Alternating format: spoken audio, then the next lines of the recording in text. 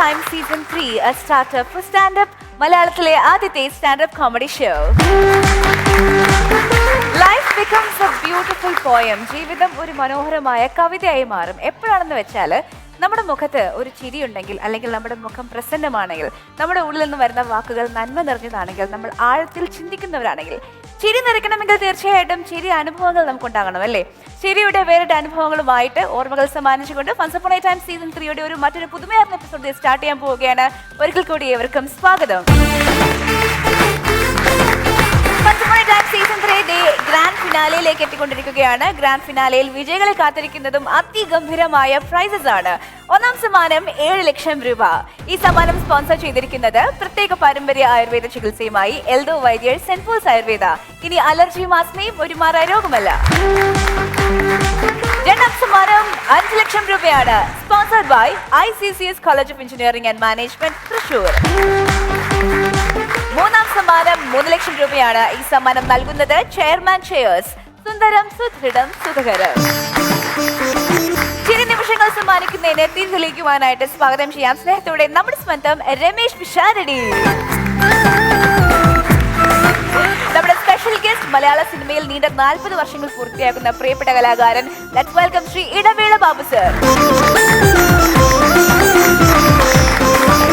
നമ്മുടെ ഫ്ലോറുകളുടെ ചിരികൾ ഇങ്ങനെ ഹോൾസെയിൽ ആയിട്ടും റീറ്റെയിൽ ആയിട്ടും ഇങ്ങനെ വിറ്റുകൊണ്ടിരിക്കുന്ന നമ്മുടെ കണ്ടസ്റ്റൻസിനെ വെൽക്കം ചെയ്യുകയാണ്. ലെറ്റ്സ് വെൽക്കം ആ ടീം മാനാർ മത്തായി,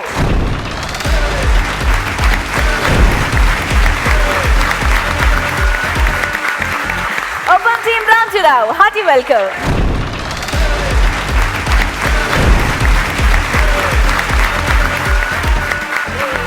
രണ്ട് മിടുമിടുക്കരായ ടീം ലീഡേഴ്സ് ഉണ്ട്, അവരെയും സ്വാഗതം ചെയ്യുകയാണ്. Let's welcome Stephna Sebastian and Gauri Namboothiripad. Idavela Babu എന്ന ആക്ടറിനെ നമുക്കറിയാം, സഹൃദയനെ അറിയാം, സംഘാടകനെ അറിയാം. എനിക്ക് തോന്നുന്നു ഏകദേശം ഒരു 2000-ന്റെ തുടക്കത്തിലൊക്കെ ഒരു അവതാരകനായിട്ട് ബാബു ചേട്ടൻ TV-യിൽ നിറഞ്ഞു നിന്നിരുന്ന ആളാണ്, അല്ലേ? ഒരു പക്ഷെ മലയാളത്തിലെ ആദ്യത്തെ വാക്ക് ഇൻ ഇന്റർവ്യൂ ചെയ്തത് ഞാനാണ്. മലയാളത്തിലെ ആദ്യത്തെ walk in interview made in Kerala എന്ന് പറഞ്ഞിട്ട് കേരളത്തിലെ പ്രമുഖരായ വ്യവസായികളെ പരിചയപ്പെടുത്തുന്ന ഒരു പ്രോഗ്രാമായിരുന്നു. 100 എപ്പിസോഡ് ചെയ്തു. അതിനു മുമ്പ് 100 എപ്പിസോഡ് ചെയ്തു. പുതിയ ഗീതങ്ങൾ, അത് ഫോൺ ഇൻ പ്രോഗ്രാമായിരുന്നു. ആദ്യത്തെ മെയിൽ ഫോൺ ഇൻ ആങ്കർ ആയിരുന്നു ഞാൻ. ആദ്യത്തെ മെയിൻ ഫോൺ ഇൻ ആങ്കർ ആയിരുന്നു നമ്മുടെ ബാബു ചേട്ടൻ. മാത്രമല്ല കോമഡി ഷോ രാത്രി 10 മണിക്ക് 10-60 എപ്പിസോഡ് അതും ചെയ്തിട്ടുണ്ട്, ഒറ്റയ്ക്ക് ആങ്കർ ചെയ്തിട്ടുണ്ട്. പിന്നെ എപ്പോഴാണ് ഈ ഒരു ഷോസ് ഒക്കെ ചെയ്യുന്നതിന് മാറിയുന്നത്? അങ്ങനെയല്ല, നമ്മളൊരു പൊസിഷൻ കഴിഞ്ഞ പിന്നെ പുതിയ ആൾക്കാർ വരട്ടെ, നമുക്ക് തന്നെ ഒരു ബോറടിച്ചു തുടങ്ങി നമ്മളെ തന്നെ. അപ്പൊ പതുക്കെ ഓരോ മേഖലകളിലേക്ക് ഇങ്ങനെ മാറി. പിന്നെ കുറേശ്ശെ സ്റ്റേജ് ഡയറക്ഷൻ തുടങ്ങി. കൊല്ലത്തിൽ 8 ഫിലിം അവാർഡ് ഉണ്ടാവും. അപ്പോൾ ഒരു 8 ഫിലിം അവാർഡ് എന്ന് പറഞ്ഞാൽ ഒരു കൊല്ലം പോകാനുള്ള സാധനം ഉണ്ട്. അപ്പോൾ ഒരു നമ്മൾ കാണുമ്പോൾ ഒരു ഷോ എന്ന് പറയുന്നത് മിനിമം ഒരു 1.5 മാസം 2 മാസം പണിയുണ്ട് അതിൻ്റെ പിന്നിൽ. സത്യം പറഞ്ഞാൽ സിനിമയ്ക്ക് പോലും പോകാത്തത് അതുകൊണ്ട്. കാരണം എന്നറിയോ, ഞാൻ ഇപ്പോൾ നമ്മളിപ്പോൾ ഒരു സ്ഥാനം കമ്മിറ്റ് ചെയ്തു, അന്നിപ്പോൾ ഈ പറഞ്ഞാൽ ഒരാൾ മരണമുണ്ടായി, അവിടേക്ക് എത്താൻ പറ്റില്ല. അപ്പം എല്ലാവരും പറയും ബാബു വന്നില്ല, അത് ഭയങ്കര കുഴപ്പമായിന്ന് പറയും. പക്ഷെ നമ്മളൊരു കമ്മിറ്റ്മെൻറ്റിൻ്റെ ഭാഗമായി പോകുമ്പോൾ പറ്റാതെ വരും. പക്ഷെ സത്യം പറഞ്ഞാൽ ഞാനും ഒഴിഞ്ഞിരിക്കണം. ഇന്ന് കാലത്ത് എന്താ പ്രശ്നം എന്നുള്ളത് ഇങ്ങനെ കാത്തിരിക്കണം. അതാണ് ഇപ്പോഴത്തെ എൻ്റെ ഒരു അവസ്ഥ. ഫയർഫോഴ്സ് നിൽക്കുന്ന പോലെയാ, വെള്ളം നിറച്ച് അവിടെ നിൽക്കുക. 100%. ഇപ്പൊ എന്റെ ടെൻഷൻ എന്താ അറിയോ, ഞാൻ എന്റെ ഫോൺ ഓഫ് ചെയ്ത് വെച്ചിരിക്കുക. വിളിച്ചിട്ടുണ്ടാവും ഒരു 10-30 കോളെങ്കിലും മിനിമം വന്നിട്ടുണ്ടാവും. അതൊന്നും ഒരു തരി അതിശയോക്തി അല്ല കേട്ടോ ഞാൻ പറയുന്നത്. കേരളം മുഴുവനുള്ള ലൊക്കേഷനുകളിൽ നിന്ന് അല്ലാതെ പിന്നെ പലതരത്തിൽപ്പെട്ട ഈ നമ്മൾ പറയുന്ന ഒരു സിനിമാടന്റെ പ്രശ്നം, ലൊക്കേഷനിൽ ഫുഡ് കിട്ടിയില്ല, പൈസ കിട്ടിയില്ല മാത്രമല്ല വിളിക്കുന്നത്. എത്രയോ നടന്മാർ നമ്മൾ ഈ മിണ്ടുന്ന സമയത്ത് ആശുപത്രി കിടക്കുന്നുണ്ട്. എല്ലാ ആഴ്ചയും ഡയാലിസിസ് ആവശ്യമുള്ള ആൾക്കാരുണ്ട്. വീട്ടു സാധനങ്ങൾ മേടിക്കാൻ പൈസ ഇല്ലാതെ സിനിമാ നടനായിപ്പോയ ആളുകളുണ്ട്. ഇവരെല്ലാം ഈച്ച് ആൻഡ് എവറി ഡേ പല ഹോസ്പിറ്റലിൽ പോകുമ്പം അവിടുത്തെ ഇൻഷുറൻസ് കിട്ടിയില്ലെങ്കിൽ കൊടുത്തില്ലെങ്കിൽ എന്ന് പറഞ്ഞ എല്ലാ ആവശ്യത്തിനും ഒരു സിംഗിൾ ഹെഡിലേക്ക് വിളിക്കാവുന്ന ഒരാളെന്ന് പറയുന്നത് ബാബുചേട്ടനാണ്. അതൊരു മഹത്വമായിട്ടല്ല ഞാൻ പറയുന്നത്, അത് ചെയ്യാൻ കഴിയുന്നുണ്ടല്ലോ എന്നുള്ള ഭാഗ്യമായിട്ട് ഞാൻ കരുതുന്നത്. സെഗ്മെന്റിലേക്ക് പോവാണ്. എന്റെ ആദ്യത്തെ ചോദ്യം, ഇടവേള ബാബു ചേട്ടൻ അഭിനയിച്ച ഒരു സിനിമയിലെ സീനിന്റെ ഫോട്ടോ വീഡിയോ കോളിൽ കാണിക്കും. ഏതാണ് സിനിമ എന്ന് ഐഡന്റിഫൈ ചെയ്യണം.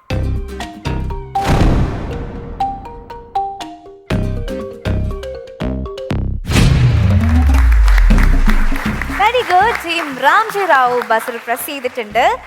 ഗൗരി ഉത്തരം പറഞ്ഞോളൂ. ചിറകൊടിഞ്ഞ കിനാവുകൾ. ചിറകുടിഞ്ഞ കിനാവുകൾ. നോക്കാം. യെസ്, കറക്റ്റ് ആണ്. ചിറകൊടിഞ്ഞ കിനാവുകൾ. No tag line. Okay, very good, very good. ഒരു പോയിന്റ് ലഭിച്ചിട്ടുണ്ട്. ഈ പടത്തില് ഇടവേള എന്ന് കാണിക്കുന്ന എന്റെ മുഖമാണ്. ആണോ? ആണ്. ഈ പടം ശരിക്കും ഒരു ഉഗ്രൻ സിനിമയാണ്. പ്രവീൺ എന്ന് പറഞ്ഞ ഒരാളാണ് എഴുതിയിട്ടുള്ളത്. മലയാളത്തിലെ ഒരു പക്ഷേ ആദ്യത്തെ ഒരു സ്പൂഫ് ഫിലിം എന്ന് പറയുന്നത് 100% ഉള്ള ഒരു സ്പൂഫ് ഫിലിം എന്ന് പറയുന്നത് ചിറകൊടിഞ്ഞ കിനാവുകളാണ്. ഒരുപാട് നർമ്മമുള്ള, ഞാൻ പല സന്ദർഭങ്ങളിലും പിടിവിട്ട് പൊട്ടിച്ചിരിച്ചു പോയൊരു കൈൻഡ് ഓഫ് നർമ്മങ്ങളുള്ള ഒരു ഗംഭീര സിനിമയാണ് ചിറകൊടിഞ്ഞ കിനാവുകൾ എന്ന് പറയുന്നത്. മുമ്പായി പോയി, നേരത്തെ പോയി ആ പടം. ഇപ്പം നമ്മൾ ഇന്റർനെറ്റിലൊക്കെ കാണുന്ന പോയിന്റ് അപ്പുറത്തുള്ള വിറ്റുകളും ക്ലീശകളെയൊക്കെ പൊളിച്ചടുക്കിക്കൊണ്ടുള്ള ഒരു എഴുത്തും മികച്ച പ്രകടനങ്ങളൊക്കെ ഉള്ള ഒരു പടമാണ് ചിറകൊടിഞ്ഞ കിനാവുകൾ. അതില് ഈ സ്പൂഫിന്റെ ഭാഗമായിട്ടാണ് ഇടവേള വരുമ്പം ഇടവേള ഭാവിച്ചെന്നെ കാണിച്ച് ഇടവേളയാക്കുന്നത് ആ പടത്തിനകത്ത്. ശരി, രണ്ടാമത്തെ ചോദ്യം. വീഡിയോ വാളിൽ ഒരു ഫോട്ടോ കാണിക്കും. അതിൽ ബാബു ചേട്ടനോടൊപ്പമുള്ള നടന്റെ മുഖം മാസ്ക് ചെയ്തിരിക്കും. ആരാണ് ആ നടൻ എന്ന് നിങ്ങൾ കണ്ടുപിടിക്കണം.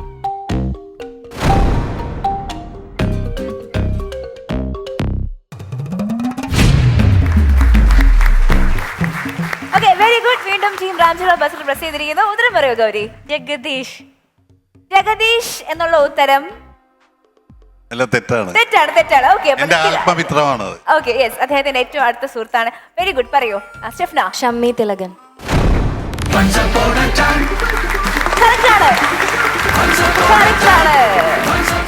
ഷൂട്ടിങ്ങിന്റെ ഒരു ഇടയിൽ ഞങ്ങൾ ഹോട്ടലിൽ തിരുവനന്തപുരത്ത് താമസിക്കുമ്പോഴാണ് എന്റെ റൂമിൽ ഷമ്മി വർത്താനം പറയാൻ വന്നിരിക്കുന്നതാണ് സന്ദർഭം. ഒരുപാട് സോഷ്യൽ മീഡിയയിൽ എന്നെ കുറിച്ച് തല്ലുകൂടിയിട്ടുള്ള ആളാണ്. പക്ഷെ എൻ്റെ നല്ല സുഹൃത്താണ്. ഇപ്പോഴും ഞാൻ പറയാം, എനിക്ക് ഷമ്മിയുടെ വ്യക്തിപരമായ പല കാര്യങ്ങളിലും ഞാൻ ഇൻവോൾവ് ചെയ്തിട്ടുള്ളതാണ്. ഷമ്മിയുടെ കല്യാണം മുതൽ പല കാര്യങ്ങളും ഞാൻ ഇൻവോൾവ് ചെയ്തിട്ടുള്ള ആളാണ്. അങ്ങനെ തിക് ഫ്രണ്ട്സ് ആയിരുന്നു ഞങ്ങൾ. സിനിമയിലുള്ള കുറച്ച് ഫ്രണ്ട്സിൽ ഒരു നല്ല ഫ്രണ്ടായിരുന്നു ഷമ്മി തലൻ. ആയിരുന്നു എന്നല്ല, ഇപ്പോഴും എനിക്കാണ്. ഷമ്മിനെ എനിക്കത് അറിയില്ല. ഷമ്മി പക്ഷേ വിരോധമൊന്നുമില്ല കേട്ടോ എന്നോട്. അങ്ങനെ ഒരു വ്യക്തിപരമായ വിരോധമൊന്നുമില്ല. പക്ഷെ പലരും ഞങ്ങളെ തമ്മിൽ ഇപ്പം എനിക്ക് തന്നെ ഫോട്ടോ കണ്ടു ചിരി വന്നു പോയി. കാരണം അതങ്ങനെയാണ്, അങ്ങനെ ആക്കിയെടുത്തു. സോഷ്യൽ മീഡിയ ഞങ്ങൾ തമ്മിൽ അങ്ങനെ ആക്കിയെടുത്തു. എൻ്റെ എപ്പോഴും നല്ല സുഹൃത്താണ്. അപ്പൊ രണ്ട് ടീമുകൾക്കും ഓരോ പോയിന്റ് മുതൽ ലഭിച്ചിട്ടുണ്ട്. മൂന്നാമത്തെ ചോദ്യത്തിലേക്ക് പോകാം. മൂന്നാമത്തെ ചോദ്യം. ബാബു ചേട്ടൻ അഭിനയിച്ച ഒരു സൂപ്പർ ഹിറ്റ് സിനിമയിലെ സീനിന്റെ ഫോട്ടോ വീഡിയോ വോളിൽ കാണിക്കും. ഏതാണ് സിനിമ എന്ന് നിങ്ങൾ കണ്ടുപിടിക്കണം.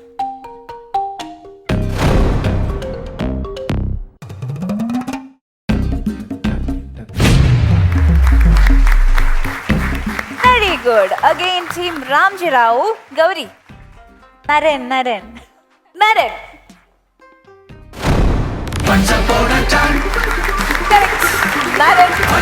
ശരിയാണ്. അങ്ങനെ ഈ സെഗ്മെന്റ് കഴിയുമ്പോൾ ടീം രാംജി റാവു ആണ് 2 പോയിന്റോട് കൂടി ലീഡ് ചെയ്യുന്നത്. ഈ എപ്പിസോഡിലെ ആദ്യത്തെ പെർഫോമർ വരുന്നു ടീം രാംജി റാവുവിൽ നിന്നും. ഗൗരി, നിങ്ങളുടെ ടീമിൽ നിന്ന് ആരാണ് പെർഫോം ചെയ്യാൻ എത്തുന്നത്? നമ്മുടെ ടീമിൽ നിന്ന് അനീഷ് കാട്ടുകട. അനീഷ് കാട്ടുകടയുടെ സ്റ്റാൻഡപ്പ് ആണ്. Let's watch and enjoy.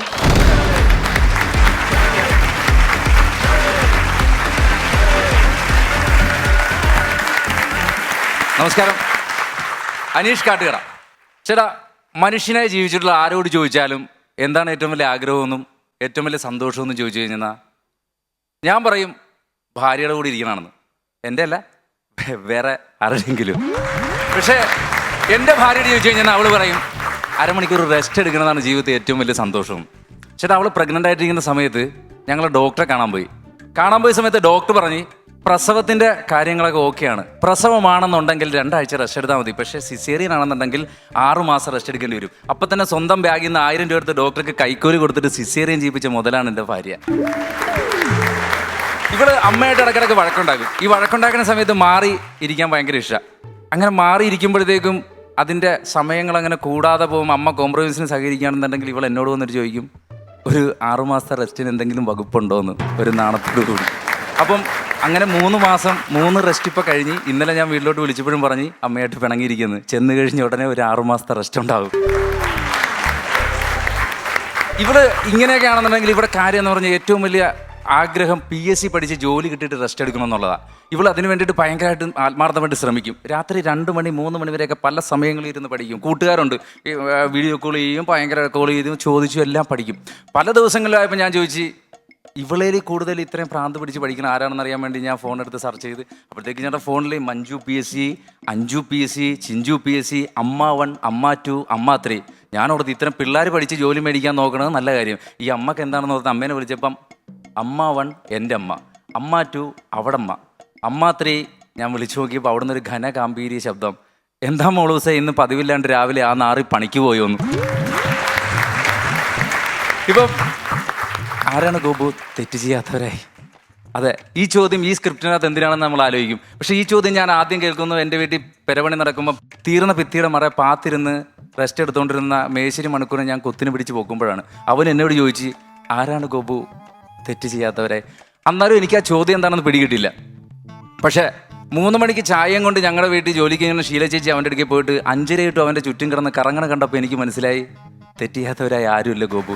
ഇപ്പം ശീല ചേച്ചി 6 മാസമായിട്ട് റെസ്റ്റാ, ഇനി 4 മാസം കൂടി കഴിഞ്ഞ് പണിക്ക് വരുള്ളൂ എന്നാണ് പറഞ്ഞിരിക്കുന്നത്. പക്ഷേ എനിക്ക് എൻ്റെ ജീവിതത്തിൽ ഏറ്റവും കൂടുതൽ ഇഷ്ടം ആരോടാണെന്ന് ചോദിച്ചാൽ അമ്മയോടും അച്ഛനോടും ഭാര്യയോടൊന്നും അല്ല, ഞങ്ങളുടെ നേരെ തെക്കേ വീട്ടിലെ രാഘവൻ ഡോക്ടറോടാണ്. കാര്യം എന്ന് പറഞ്ഞാൽ ഇപ്പോഴും എൻ്റെ അച്ഛനും അമ്മ എന്നോട് ചോദിക്കും പണിക്ക് പോണില്ലെന്ന്. പക്ഷേ ഇപ്പോഴും ഒരു ജലദോഷമായിട്ട് ചെന്നാൽ പോലും രാഘവൻ ഡോക്ടർ എന്നോട് ചോദിക്കും മനെ റെസ്റ്റ് എടുക്കണം, 2 ദിവസം തലേന്ന് നിനക്കണ്ട കിടന്നുറങ്ങിക്കോളാൻ പറയും. പക്ഷേ ഈ രാഘവൻ ഡോക്ടറെ മകളെ കെട്ടിയിരിക്കുന്നത് എൻ്റെ കൂട്ടുകാരനാണ്. ഇവന് കഴിഞ്ഞ ദിവസം ബൈക്കിൽ നിന്ന് വീണ് കാലൊടിഞ്ഞ് രാഘവൻ ഡോക്ടർ കാണാൻ പോയത് ആപ്പിൾ ഓറഞ്ച് മുന്തിരിയായിട്ടൊന്നുമല്ല, 2 കാരുണ്യ നമ്മുടെ 2 കുറ്റി ടിക്കറ്റുമായിട്ട്. അവനെ റെസ്റ്റ് എടുത്തില്ല, നശിപ്പിക്കാനുള്ളതല്ല നമ്മുടെ ജീവിതം, ഹൈവേയിൽ പോയിരുന്നു വിറ്റോളാൻ. അന്ന് അവൻ പിടിച്ച് പുള്ളിയുടെ കൈ തിരിച്ചു ഒടിച്ചപ്പോഴാണ് രാഘവൻ ഡോക്ടർ ആദ്യമായിട്ട് റെസ്റ്റ് എടുക്കുന്നത്. ഈ രാഘവൻ ഡോക്ടർക്ക് പോയിട്ട് എനിക്ക് പനിയായിട്ട് വന്ന് ഞാനിങ്ങനെ ഭയങ്കരമായിട്ട് റെസ്റ്റ് എടുത്ത് കിടക്കുന്ന സമയം എൻ്റെ അച്ഛൻ എനിക്ക് എൻ്റെ അടുക്കൽ വന്ന് ആദ്യമായിട്ടാണ് എൻ്റെ നെറ്റിയിൽ കൈ വെച്ചിട്ട് ചോദിച്ച് അവന് നല്ല ചൂടുണ്ട്. അച്ഛൻ എന്നെ കെട്ടിപ്പിടിച്ച് എൻ്റെ കൂടെ കിടന്ന് ഒരു പുതപ്പെടുത്ത് ഒരുമിച്ച് പുതച്ചിട്ടാണ് അച്ഛൻ ആദ്യമായിട്ട് എൻ്റെ അടുക്കൽ സ്നേഹം പ്രകടിപ്പിച്ചത്. എനിക്കും വല്ലാണ്ട് സങ്കടമായി, കാര്യം അച്ഛൻ എന്നെ ഇത്രത്തോളം സ്നേഹിക്കുന്നുണ്ടല്ലോ എന്നുള്ള. ഞാൻ പറഞ്ഞു അച്ഛൻ വൈറൽ ഫീവറാണ്, മാറിക്കുമെന്ന് പറഞ്ഞു. അച്ഛൻ പറഞ്ഞ് ഒരു പനി വന്നിട്ടാണെങ്കിലും 2 ദിവസം ഞാനും റെസ്റ്റ് എടുക്കട്ടാന്ന്. എന്ത് ആർക്കാണായിട്ട് ആഗ്രഹമില്ലാത്ത കാര്യം. 120 പാക്കറ്റിൻ്റെ കോൺക്രീറ്റിൻ്റെ കുഴയൊക്കെ കഴിഞ്ഞ് ഈ മനുഷ്യൻ വന്ന് അമ്മയുടെ 4 നൈറ്റി ഇലക്കി മീനും വെട്ടി വിളക്കും തേച്ചിട്ടാണ് 10 മിനിറ്റ് റെസ്റ്റ് എടുക്കുന്നത്. 10 മിനിറ്റ് റെസ്റ്റ് കഴിഞ്ഞിട്ട് വേണം പിറ്റേ ദിവസമൊക്കെ അവിയലിൻ്റെ കഷ്ണം അരിഞ്ഞു കൊടുക്കാൻ. ആരാണ് റെസ്റ്റ് എടുക്കാൻ ആഗ്രഹിക്കാത്ത? അപ്പം ഈ അച്ഛൻ അമ്മയുടെ നൈറ്റി അലക്കി കൊടുക്കുന്ന സമയത്ത് നൈറ്റിയിലെ വെള്ളം തെറിച്ച് അമ്മയുടെ തലയിൽ വീണിട്ട് അമ്മക്ക് ജലദോഷം വന്നു. എന്നിട്ട് പോലും അച്ഛനൊരു മൂക്കിപ്പനിയും വന്നില്ല. അങ്ങനെയാണ് ചില ആൾക്കാരുടെ ലൈഫ്. ഒരു റെസ്റ്റും ഉണ്ടാവില്ല, ഇങ്ങനെ അലഞ്ഞുകൊണ്ടിരിക്കും. അപ്പോൾ പക്ഷേ എൻ്റെ മകന് പനി വന്നപ്പോൾ ഞാൻ അവനെ പിടിച്ച് നെഞ്ചി കിടത്തി. ഞാൻ കിടത്തിയിട്ട് അവൻ്റെ ഞാൻ ചോദിച്ചു മോനെ നിനക്ക് ആരാകാനാണ് ആഗ്രഹം? അപ്പോൾ ഞങ്ങളുടെ ഇവിടെ ഒരു സമ്പ്രദായമുണ്ട്, ആരെന്ത് ചോദിച്ചെന്ന് പറഞ്ഞാലും 10ാം ക്ലാസ്സിൽ തോറ്റു കഴിഞ്ഞാൽ ഒന്നെങ്കിൽ കാട്ടിട അമ്പലത്തിൽ കൊണ്ട് ശാന്തിയാക്കാൻ പഠിപ്പിക്കും, അല്ലെങ്കിൽ കണ്ണൻ്റെ വർക്ക്ഷോപ്പിൽ വിട്ട് മെക്കാനിക്ക് പഠിപ്പിക്കും. എന്നാലും ഒരു അച്ഛൻ്റെ ആഗ്രഹപ്രകാരം ഞാൻ ഓർത്ത് ഇവൻ ഡോക്ടർ എഞ്ചിനീയർ എന്നൊക്കെ പറയുമെന്ന്. പക്ഷേ യുവതലമുറ ഉണർന്നിരിക്കുന്നു. ആ 6 വയസ്സുകാരൻ എൻ്റെ മുഖത്ത് നോക്കി പറഞ്ഞ് അച്ഛൻ എനിക്ക് ATM സെക്യൂരിറ്റി ആയാൽ മതി, അതാകുമ്പം പണിക്ക് പോകണ്ടല്ലാന്ന്. അപ്പോഴാണ് ഞാനും ATM വാദിക്ക് ചെന്ന് ഇടക്ക് നോക്കിയത്. കാര്യം ഈ പുള്ളിക്കാർ നമ്മൾ രാവിലെ നോക്കുമ്പോഴത്തേക്ക് ഒരു കസേര എടുക്കും, അവരൊരു കർച്ചീഫ് എടുത്തിട്ട് ഇങ്ങനെ പയ്യെ തുടക്കും, അവത്തെ സ്വസ്ഥമായിട്ടിരിക്കും. വെയിലൊന്ന് എറിച്ച് തുടങ്ങുമ്പോഴത്തേക്ക് ഈ കസേര എടുത്ത് നേരെ AC-യുടെ അകത്ത് ക്യാമലിട്ടിട്ട് അവിടെ ഇരുന്നും റെസ്റ്റ് എടുക്കും. പക്ഷേ ഞാനൊരു ദിവസം 2 പ്രാവശ്യം എന്നപ്പോൾ ഈ പുള്ളി എൻ്റെ ചോദിച്ചു മോനെ സമയം എന്തായി? നമ്പർ ഒരു 9:30.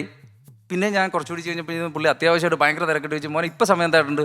ഞാൻ പറഞ്ഞു ചേട്ടാ എന്തെങ്കിലും അത്യാവശ്യമുള്ളതുകൊണ്ടാണ്, ഇപ്പോൾ ഒരു 1-ന് 10 മിനിറ്റ്. അല്ല 10 മിനിറ്റ് കൂടി കഴിഞ്ഞിരുന്ന 1 മണിയായിരുന്നു, ചോറുണ്ടിട്ട് കുറച്ച് നേരം റെസ്റ്റ് എടുക്കാമെന്ന്. അപ്പോഴും കസേരയിൽ ഈ ഇരിപ്പ. നമ്മുടെ ഗവൺമെൻറ് നമ്മളോട് പറഞ്ഞത് നാം 2 നമുക്ക് 2 എന്നുള്ള. അത് കഴിഞ്ഞപ്പോൾ ഗവൺമെൻറ് തന്നെ പറഞ്ഞ് നാം 1 നമുക്കൊന്നെന്ന്. അപ്പോൾ ലോക്ക്ഡൗൺ വന്നപ്പോൾ എല്ലാവരും കൂടി ഒരുമിച്ചിരിക്കാൻ വേണ്ടി ഗവൺമെൻറ് തന്നെ തീരുമാനിച്ച് നമ്മളെല്ലാവരും കൂടി ഒന്നായിട്ടിരിക്കാൻ പറഞ്ഞ്. പക്ഷേ ഗവൺമെൻറ്റിന് പോലും ചമ്മിച്ച് കളഞ്ഞുകൊണ്ട് നമ്മൾ അത് കഴിഞ്ഞപ്പോൾ പല വീടുകളിലും പറഞ്ഞ് നാം 1 നമുക്ക് 6, നാം 1 നമുക്ക് 3 പറയിപ്പിച്ചവർ വരെ നമ്മുടെ കൂടെ ഉണ്ട്. രമേശ് ചേട്ടാ നമസ്കാരം. അപ്പം അതുപോലെ പക്ഷേ ജീവിതത്തിൽ നമ്മൾ ഈ റെസ്റ്റ് എന്നൊക്കെ അറിയുമ്പം ചാടിക്കറി അങ്ങ് എടുക്കാൻ നിൽക്കരുത്. കാര്യം ഞങ്ങളുടെ അവിടെ തെങ്ങ് കയറുന്ന സുരേഷനുണ്ട്. സുരേഷിൻ്റെ പ്രത്യേകത എന്ന് പറഞ്ഞാൽ ആരെന്ത് പറഞ്ഞാലും അപ്പം റെസ്റ്റ് എടുത്ത് കളയും. പുള്ളി തെങ്ങ് കയറിക്കൊണ്ടിരിക്കുമ്പോഴത്തേക്കും മുതലാളി വന്നിട്ട് പറഞ്ഞു എൻ്റെ പൊന്ന് സുരേഷ് നീ ഒറ്റക്കല്ലേ ഉള്ളൂ, ഇതിന് മാത്രം ധൃതി വെച്ചൊന്നും കയറേണ്ട ആവശ്യമില്ല, നീ റെസ്റ്റ് എടുത്തിട്ടൊക്കെ പയ്യെ ചെയ്താൽ മതി എന്ന് പറഞ്ഞ് കയറി പകുതിയായ തെങ്ങ് കെട്ടിപ്പിടിച്ചിട്ട് എന്നാൽ 10 മിനിറ്റ് റെസ്റ്റ് എടുത്തിട്ടിരിക്കുകയാണ്. ഈ തെങ്ങ് പുള്ളിയുടെ കുഞ്ഞമ്മയുടെ മകളൊന്നും അല്ലല്ലോ, അത് കാരണം കെട്ടിപ്പിടിച്ചോ ഇല്ല. ഈ 10 മിനിറ്റത്തെ റെസ്റ്റ് 15 മിനിറ്റായി അവിടെ ഇരുന്ന് ഉറങ്ങി. ഇപ്പോൾ റെസ്റ്റ് എടുത്ത പുള്ളി RIP. അപ്പം റെസ്റ്റ് നമ്മൾ എടുക്കുമ്പം ഇത് എവിടെ വെച്ച് എടുക്കണം, എങ്ങനെ എടുക്കണം എന്നുള്ളത് നമ്മൾ ചിന്തിക്കേണ്ട കേസ് ചേട്ടാ. ഞാൻ വീട്ടിൽ ഇരുന്നിട്ട് ടി വി കാണാനായിട്ട് ഇരിക്കുമ്പോഴാണ് കൂടുതലായിട്ട് റെസ്റ്റ് വന്നാൽ അപ്പം ടി വി വെക്കും. ഈ ടി വി കണ്ടുകൊണ്ടിരിക്കുമ്പോഴത്തേക്ക് എൻ്റെ ഭാര്യയുണ്ട്, അമ്മയുണ്ട്. ഇവരുടെ നോട്ടം എന്ന് പറഞ്ഞാൽ എന്നെ വളരെ പുച്ഛത്തോട് നോക്കി. അപ്പം ഞാൻ പണിക്ക് പോകാതെ, ഞാൻ പറഞ്ഞ അമ്മ 30-35 വയസ്സായില്ലേ, മുട്ടിനൊക്കെ തേയ്മാനായി തുടങ്ങി, അതുകൊണ്ടാണ് പണിക്ക് പോകാതെ. അപ്പോൾ ടി വിയിൽ ടാലൻറ്റ് ഷോ 85 വയസ്സുള്ളൊരു കാർ നേരി മുട്ടയിട്ട് 135 കരിക്ക് ഇടിച്ച് പൊട്ടിക്കണം.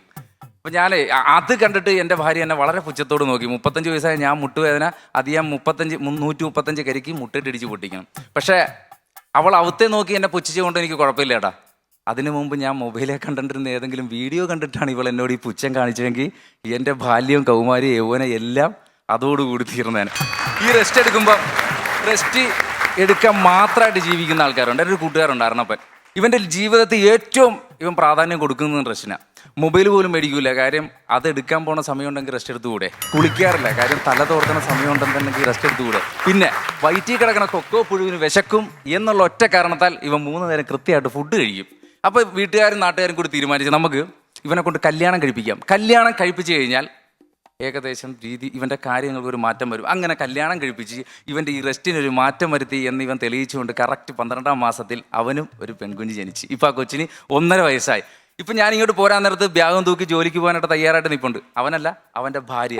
അപ്പോഴും അവനൊരു ടാറ്റ കൊടുത്ത് അമ്പലത്തിൽ ഉത്സവത്തിൻ്റെ മുമ്പിൽ ആനയുടെ മുമ്പിൽ തീവെട്ടി പിടിച്ചുകൊണ്ട് നിൽക്കുന്ന പോലെ കൊച്ചിനെ പിടിച്ചുകൊണ്ട് ഇങ്ങനെ എന്നൊരു ടാറ്റ കൊടുക്കുന്നുണ്ട്. ആ ടാറ്റ കണ്ടാലറിയാം അവൻ ആഗ്രഹം കൊണ്ടായിട്ട് കൊടുക്കുന്നതല്ല.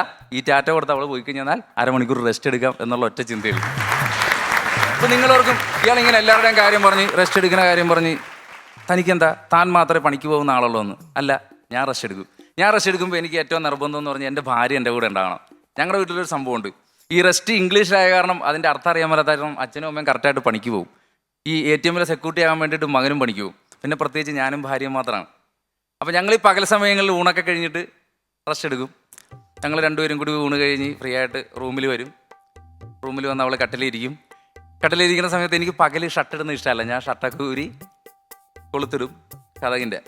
ഇത്രയും നേരം റെസ്റ്റിൻ്റെ കഥ പറഞ്ഞിട്ട് നോക്കാത്തത് അവനൊക്കെ കീറി തുടച്ച് നോക്കണ്. നവാസിക്ക ക്യാമറ വെച്ചിട്ട് മാറ്റി നോക്കണം. നവാസിക്ക ഇതൊന്നുമില്ല, ഒരു ആണും പെണ്ണും കൂടി കഥ കടച്ച് കഴിഞ്ഞാൽ ഒരു കേസവീട് 2 അടവ് മുടങ്ങിയായിരുന്നു. അത് പറയാൻ വേണ്ടി അവൾ വിളിച്ചതാണ്. അപ്പം ഞങ്ങളവിടെ കിടന്ന് ഇങ്ങനെ ഉറങ്ങാൻ പോകുന്ന സമയത്ത് എൻ്റെ അടുത്തേക്ക് ഞാൻ അറിയാണ്ട് വിളിച്ച്, മഞ്ജു നിനക്കൊന്ന് എന്നെ കെട്ടിപ്പിടിച്ചുകൂടെ? അപ്പോൾ അവൾ കെട്ടിപ്പിടിച്ചില്ല.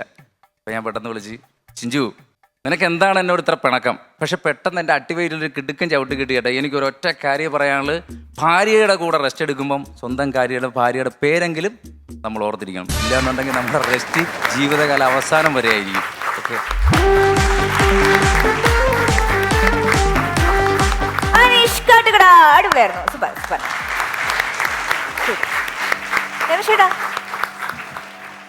കാട്ടുകടേ വളരെ നന്നായിരുന്നു കേട്ടോ. നല്ല രസമുണ്ടായിരുന്നു. നല്ല റെസ്റ്റ് എടുക്കാതെ അധ്വാനിച്ചതിൻ്റെ ഒരു സ്ക്രിപ്റ്റ് അതിനകത്തുണ്ടായിരുന്നു. ഞാനിപ്പോൾ ഇത് സൈമൾട്ടേനിയസ് ആയിട്ട് ആലോചിച്ചൊരു കാര്യം, നമ്മളൊരു പർട്ടിക്കുലർ കാലം കഴിഞ്ഞാൽ, നമ്മുടെ ഒരു പഠനത്തിൻ്റെ ഒരു കാലമൊക്കെ കഴിഞ്ഞു കഴിഞ്ഞാൽ പിന്നെ അങ്ങനെ കാര്യമായി ഒന്നും ബൈഹാർട്ട് ചെയ്യേണ്ട ആവശ്യം ആർക്കുമില്ല. പാട്ടൊക്കെ നമ്മൾ അറിയാണ്ട് കേട്ട് പഠിച്ചു പോകുന്നതാണ്. ബോധപൂർവം ക്രമമായി ഒന്നും ഓർക്കേണ്ട ഒരു ആവശ്യമില്ല. പക്ഷെ നമ്മുടെ ഇവിടെയുള്ള മത്സരാർത്ഥികൾ ഇപ്പം കറക്റ്റ് ഓർഡറിൽ കൃത്യമായി നാക്കുളുക്കാതെ വഴിതെറ്റാതെയൊക്കെ, വഴിതെറ്റിയെന്നുണ്ടാവും നമ്മളറിയുന്നില്ല, തെറ്റാതെയൊക്കെ 10 മിനിറ്റോളം ഒറ്റയ്ക്ക് നിന്നൊരു മാറ്ററിൽ കൃത്യമായ തമാശകൾ ഡെലിവറി ചെയ്യത്തക്ക രീതിയിൽ നിങ്ങളുടെ ബ്രെയിനിനൊരു വലിയ എക്സർസൈസ് കൊടുക്കുന്നുണ്ട്. ഇത് ഈ ഒരു കാര്യത്തിൽ മാത്രമല്ല, നിങ്ങളിത് എവിടെ കൊണ്ട് അപ്ലൈ ചെയ്താലും നിങ്ങൾക്കിത് വലിയ ബെനിഫിഷ്യൽ ആയിട്ടുള്ളൊരു കാര്യമാണ്. നീ ഇത്തവണ പറഞ്ഞിരുന്ന ഒരു ഓർമ്മിക്കലിൻ്റെയൊക്കെ അംശം നമുക്ക് കുറേ ഫീൽ ചെയ്തുള്ളൂ. ഓർമ്മിക്കണമെങ്കിൽ അത് അങ്ങനെ തോന്നിയില്ല, കാഷ്വലായിട്ട് പറയുന്ന പോലെ തോന്നിയുള്ളൂ. വളരെ ഗംഭീരമായിട്ട് പറഞ്ഞു. നല്ല നർമ്മങ്ങളുണ്ടായിരുന്നു. All the best. നന്നായിരുന്നു. എനിക്ക് ഏറ്റവും ഇഷ്ടപ്പെട്ടത് എന്താ വെച്ചാൽ, നമ്മൾ സ്റ്റാൻഡപ്പ് കോമഡി എന്ന് പറഞ്ഞാൽ എല്ലാവരും നേരത്തെ പറഞ്ഞ പോലെ കുറച്ച് കാണാപ്പാടം പഠിച്ച് ഒന്നും മിസ്സാവണില്ലല്ലോ എന്നവരുടെ ഫേസിൽ നമുക്കറിയാം. അടുത്തത് റെഡിയാക്കി ഇത് തന്നെയല്ലേ എന്നൊക്കെ ഒരു വർക്ക് നടക്കുന്നുണ്ടാവും. പക്ഷേ വളരെ സിമ്പിളായിരുന്നു. നമ്മളടുത്തിരുന്ന ഒരു കോമഡി, നമ്മൾ പേഴ്സണൽ സദസ്സിലിരുന്ന് കോമഡി പറയുന്ന ഒരു ഫീല് കിട്ടി എന്നുള്ളതാണ് അതിൻ്റെ ഏറ്റവും വലിയ ഒരു സ്റ്റേജിൽ നിന്ന് പഠിച്ച് പറഞ്ഞതായിട്ട് തോന്നിയേയില്ല. വളരെ സിമ്പിളായിരുന്നു. പിന്നെ ഈ പറഞ്ഞ ശത്രുക്കളൊക്കെ വീട്ടിൽ ചെല്ലുമ്പോൾ ഉണ്ടാവും കേട്ടോ, കണക്കിന് കിട്ടും. എന്തായാലും ഏരിയ ഒക്കെ നന്നായിട്ട് കവർ ചെയ്തിട്ടുണ്ട്. നല്ല ഫ്ലുവൻ്റ് ആയിരുന്നു, നല്ല രസമുണ്ടായിരുന്നു കേട്ടോ. All the best. ഹാപ്പി അല്ലേ? നന്നായിട്ട് ചിരിക്കൂ. ആ ചിരിച്ച മുഖം കാണാൻ ഒരു ആഗ്രഹം. ശരി എന്നാ, അപ്പോൾ ഓൾ ദി ബെസ്റ്റ്. മാർക്സ് നമുക്ക് പിന്നെ അറിയാം.